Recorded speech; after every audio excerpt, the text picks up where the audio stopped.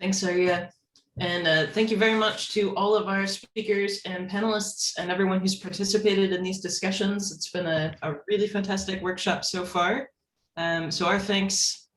And as Sayuri said, so what we're going to do is invite each one of the co-chairs of the discussion sessions that we just had 30 minutes ago to introduce themselves and summarize what was said in their breakout rooms. So first up is Daryl Haggard in room number 1. Please go ahead. Hi, everybody. Thanks, Jess. I'm Daryl Haggard.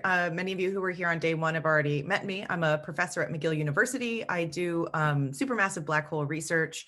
And then I also have been very engaged recently in thinking about multi-messenger astrophysics in the context of LIGO sources, so lower mass systems. So it was really a pleasure. I sit on the Joint Committee for Canadian Astronomy. The acronym is the JCSA. This is a group that sort of liaises between the Casca professional astronomy community and the Canadian Space Agency. And so it was really a pleasure to be in this group that included members of both of those communities. So contributors in our session included Canadian Space Agency members, including the science advisor to the Space Agency, Sarah Gallagher, also members of the ESA group that you've been introduced to over the course of today and the past few days, members of the LISA Consortium. We had industrial counterparts from ABB, Frédéric Grandmont, who many of you met earlier today. We had university scientists and members of the SOC. So it was a really great broad-ranging conversation. I appreciate everybody who joined us. So we talked a little bit about what the Canadian potential might be and also a little bit about historical and future-looking pathways to involvement in the LISA mission. The things that I think were highlighted were that there's a very healthy Canadian space industry ecosystem already, and this includes not only very large players, but also smaller players. And Fred was really helpful in showing us that he is in a company that once was a small player and is now a part of a large player, and also works really doing contractual things with smaller partners in Canada. So lots and lots of crosstalk between different industrial partners and also the Canadian Space Agency. The CSA itself offers deep expertise in connecting with space sector industrial partners, and so they play a very important role in helping make those connections and finding talent on both sides, the science and the technology. And the partners themselves offer expertise, for example, in working with the CSA and understanding how contracts are structured and information and technology development, et cetera. And they also have worked, many of these partners already at the intersections between CSA and ESA. In particular, you'll see down in the pathways section, the SPICA mission. So then we also talked a little bit about the LRP. So the CSA, I think, is very correctly focused on this recent decadal planning exercise that the astronomical community just went through, known as the long range plan. And in the long range plan, both gravitational wave and multi-messenger science is really highlighted and comes to the fore as a high priority. But LISA itself is not specifically named. And so figuring out how LISA synergizes with the priorities that are laid out in black print in the LRP is an important activity for all of us who are members of this community. And then we talked a little bit about pathways. I'll wrap it up. SPICA, as I mentioned, was a previous CSA-ESA collaboration. And so this actually helped sort of establish some of the connections that we can still utilize as we think about going forward and thinking about Canadian contributions to LISA. A point of information for those of you who haven't worked with the CSA before, they compete most of their contracts and their scientific development packages. And so a few terms people might want to be familiar with are requests for information, which can be fairly broad ranging, both technology and scientific sectors, and also space to technology development programs known as STDPs, which allow them to start actually funding the development of technology. And these are often led by a champion. And so this is really important that we identify as a part of this workshop or as a part of our activities in the wake of this workshop to figure out who wants to really champion LISA development, both scientific and otherwise technological. And to just remind everyone that these are government agencies and they work through competed calls. One just point of information here also is that LISA Phase A ends in approximately the end of this year and we'll be moving into B1 in 2022. This means there's a lot of work to do to make sure that everything is ready and the technology readiness levels are high. So we have an action item here if you're interested in updates from our LISA counterparts and ESA counterparts. Please be in touch with myself and Jess McIver or Scott Usser, who we've all met through this workshop. We would be happy to be liaisons and to make sure that people stay connected. Thank you.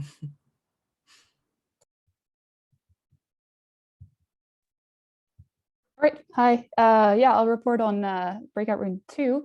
We talked about fundamental physics and cosmology. I think this is an area of science that there is already quite a bit of Canadian involvement within LISA, either by like people who are already members of the LISA consortium or just science that people do independently. And so we mostly talked about kind of observation wish lists, like what we hope, what kind of science we hope will hide in the LISA data, and then how we would get there.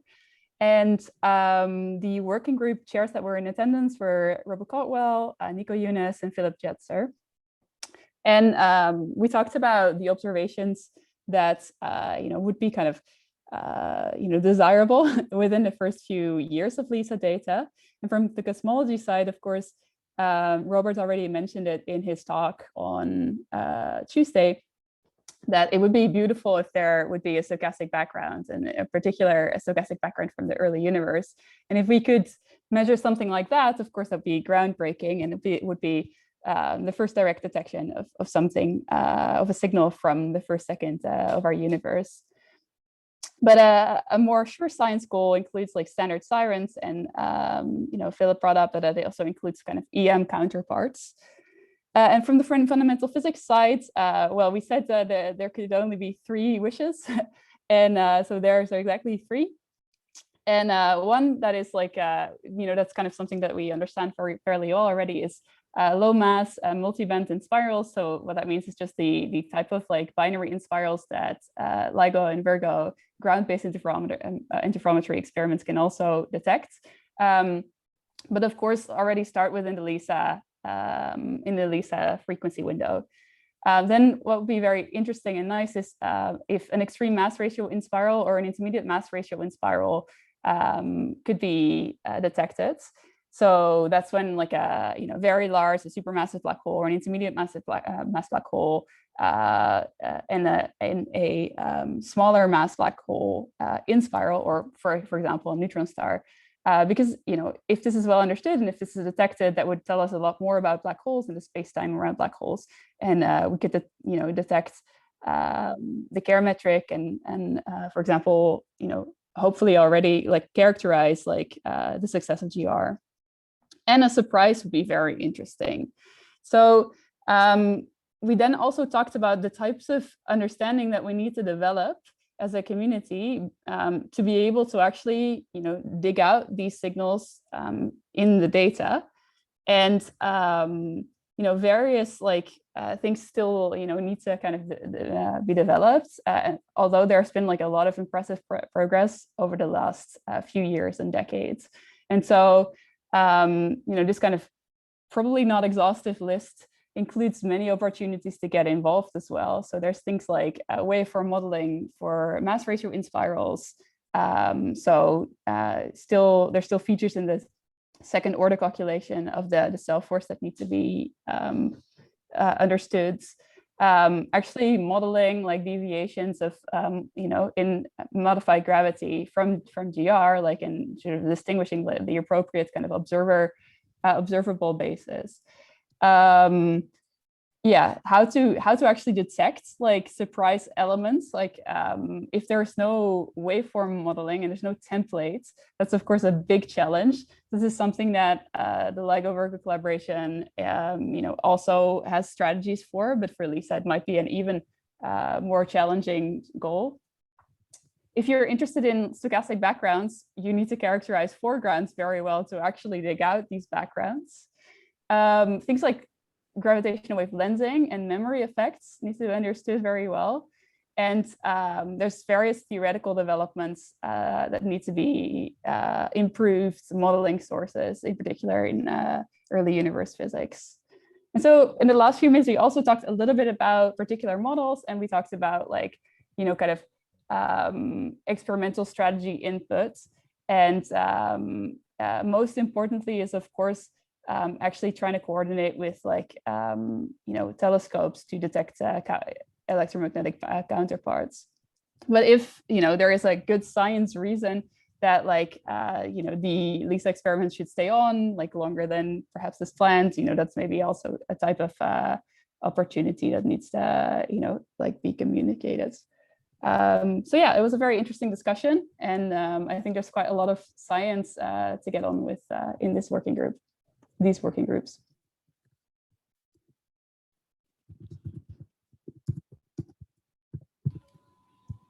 Hi, everyone. I'm David Morrissey. I'm a laboratory scientist at Triumph. And yeah, along with Will East, I co-chaired the Waveforms and Astrophysics Working Group discussion. So we had a nice discussion, number of attendees, including many working group chairs and co-chairs and members, including Shane Larson, Martin van der Meent, Harold Pfeiffer, Deirdre Shoemaker, Niels Warburton, and Helvi Vitek. Both groups emphasize that they're very welcoming and they encourage new participation.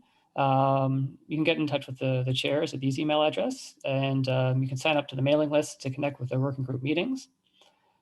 For the Astrophysics Working Group, we heard about this, I think, on Tuesday, but they cover a broad spectrum of topics, requiring a really diverse set of approaches. They have a big annual meeting. In terms of the waveform working group, they work to connect source processes, physics processes, to specific waveforms that Lisa could get at. Again, they consider a very diverse set of sources and use a broad range of techniques for this. They have monthly meetings, and they mentioned that they will be having upcoming co-chair elections, and they have a white paper in progress that I believe we heard about that from Harold yesterday. One thing that was emphasized from both groups is that there's a lot of mixing between the working groups. The boundaries between them are fuzzy. And I think that this crosstalk is very healthy and productive, but that often people tend to find a working group that they align most closely with and join that. One takeaway that came through very clearly to me was that even though the LISA launch might seem quite far away, let's say 10 to 15 years, it's sooner than you might expect. And the identification of sources and their characterization of their waveforms for LISA analysis is needed much sooner than you might expect. This is something we really need to get on. And a big challenge is to advance our physics understanding to meet the sensitivity that, that LISA will achieve. And again, this is going to require combining many different techniques. And to paraphrase Shane Larson, my apologies if I'm getting this wrong, we should really think broadly about potential signals. In some sense, we should expect the unexpected. So I'll wrap it up there, but thanks very much.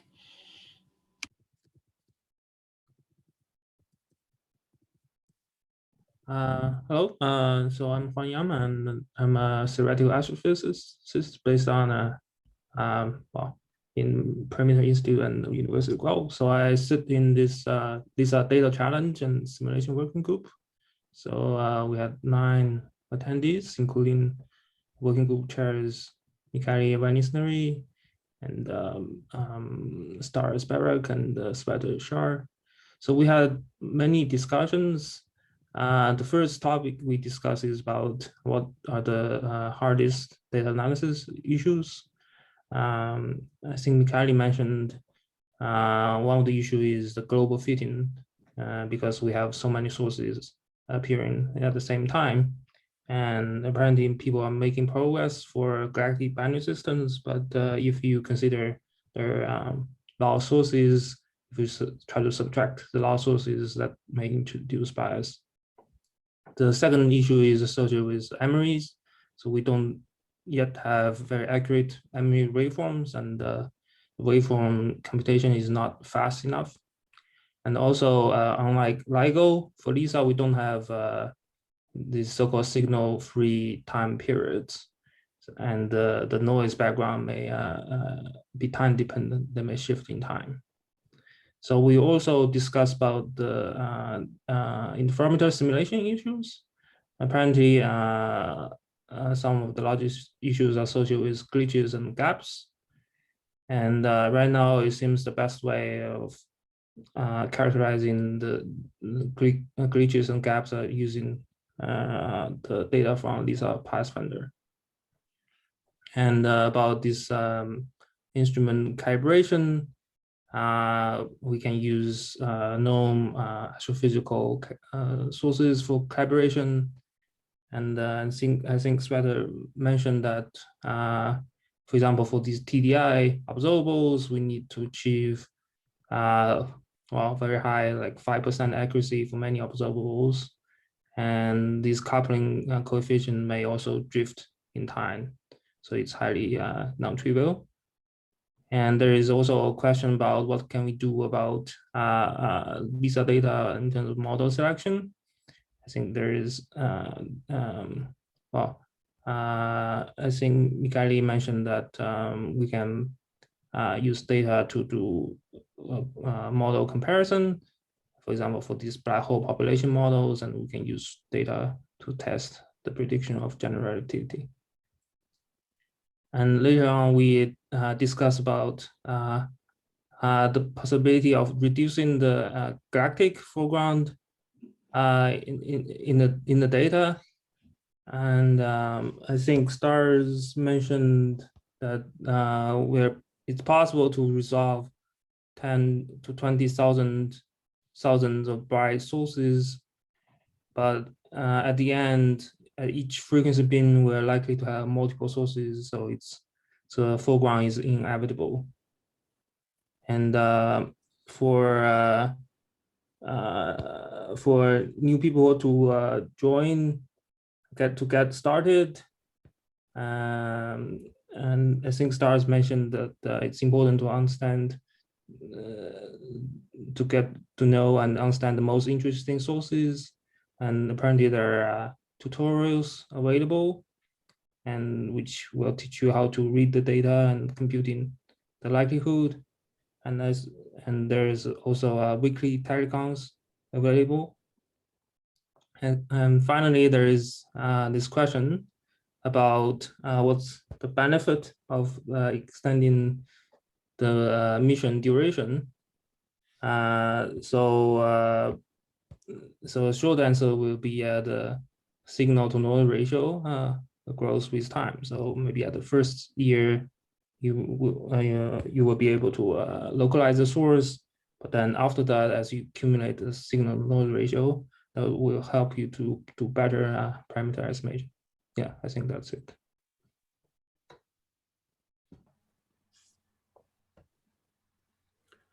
Hi, I'm Pasquale Bosso. I am an assistant professor in University of Lethbridge. I work on quantum gravity phenomenology, and I have some interest in what LISA could say about quantum gravity and in particular phenomenology. So in this breakout room, we talked about data processing and advocacy and outreach working groups. Among the attendees, we had John Bakers, Kip Cannon, Martin Henry, Kelly Holly Bockelman, Antoine Petito, and Joy Shapiro-Kay, and Elias Wagenes. So we had quite interesting discussion on several topics related with outreach, and actually related also with the consortium in general. So the first question that actually came out was related with when LISA would be launched. So if 2035 is a fixed date, or we may expect delays. And actually the plan is quite concrete. However, there are many factors that could influence the launching date, and therefore we should not be surprised if the launching date may be pushed by 2 or 3 years, considering also the how big the project is. Also, there are many challenges, of course, from many different perspectives. However, the project is ongoing for several years, for decades, and new scientific ideas are continually proposed and considered. Another interesting discussion regarded funding, in particular how to fund project and how to fund, for example, postdocs or students or something like this. So usually different countries have different strategies, different opportunities. So for example, there may be found sources coming from national research agencies or space agencies from different countries, or research institutes. For example, there was the particular case of Germany in which the Max Planck Institute was explicitly mentioned. And something that relates to us more directly is how can Canada contribute to LISA? Well, of course, Canada could contribute as basically anyone else, so giving scientists that can participate at all levels in the consortium. But there was also the explicit case of computing power and software engineers that could actually manage it. Also, there was the point of how to participate to the consortium and to the broader LISA community. Of course, we have weekly telecons for the broader LISA community and monthly telecons for the consortium. So usually in the broader telecons, which are open to everyone, you can get some update and news about the community, and the consortium, which are for the members. More specified topics are examined. And this was all on my side.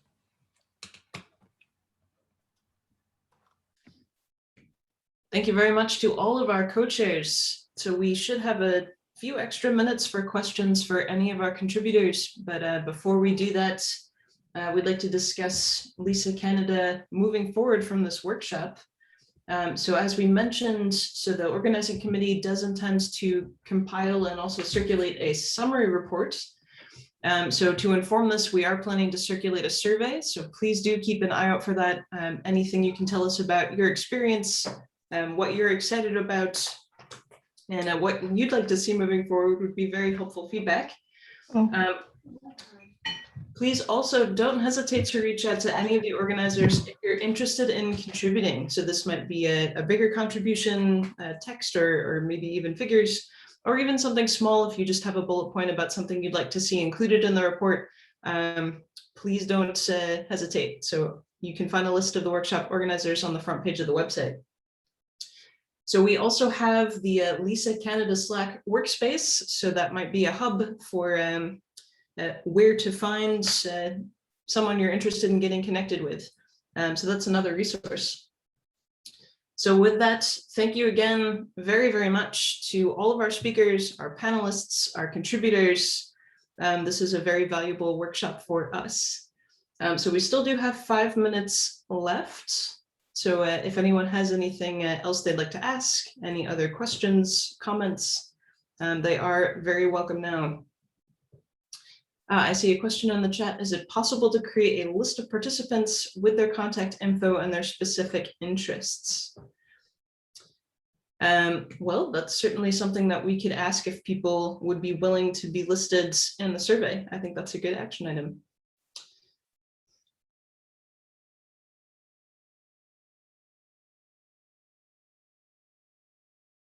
Let me also just comment quickly on that, David, that we actually have a list of participants which we accidentally took down. So we'll put it back on the Indico page so you can see people's names, but we won't include emails or specific contact information without people's permission, but just a list of registered attendees can be there.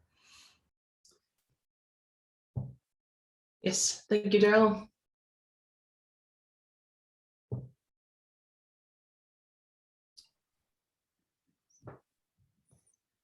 Okay, great. I also love the new graphic. Thank you for digging that up. Anything else anyone would like to add before we close out? Yeah, we appreciate your participation in this virtual format. We know that it can feel both too long over Zoom and way too short to talk about everything that we'd like to discuss.